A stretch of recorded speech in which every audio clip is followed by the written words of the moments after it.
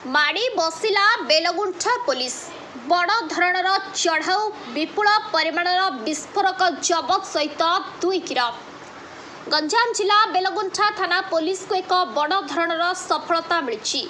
आज सकाळ एक विश्वस्त सूत्रु खबर पाई बेलगुंठा थाना रेवती सबर नेतृत्व में पुलिस टीम बरगा ग्रामर बड़साही आज सकाळ 8 घंटा 30 मिनिट समय अतर्कित चढ़ाऊ करथिले।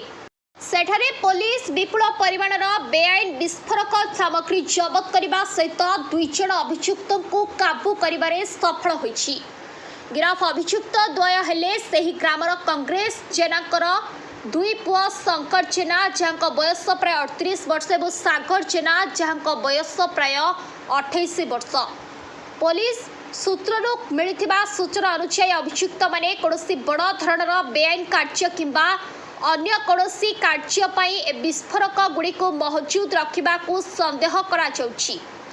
जबत सामग्री सहित 8टी पैकेट आमोनियम नाइट्रेट रही जो प्रत्येकर ओजन प्राय 50 केजी अधिक।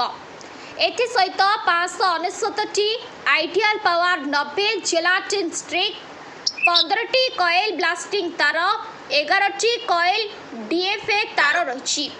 ए घटना रे बेलगुंठा पुलिस निज आड़ू 96 एक मामला रुजु कर भारतीय न्याय संहितार 288 धारा एवं विस्फोरक सामग्री अधिनियम धारा 4-5 अनुसार तदंत चलाई।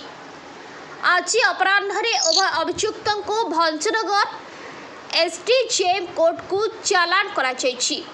एते परिमाणर विपज्जनक विस्फोरक ए अंचल को केउठारु आसिला एवं एहा पछरे कोनोसी बड़ रैकेट संपृक्त अछि कि नाही सेने पुलिस अधिक छानभिन जारी रखिछि बोली थाना अधिकारी रेवती सबर प्रकाश करिसेंती। बेलगुंठारु ए मनोज कुमार पात्र रिपोर्ट न्यूज टुडे ओडिया।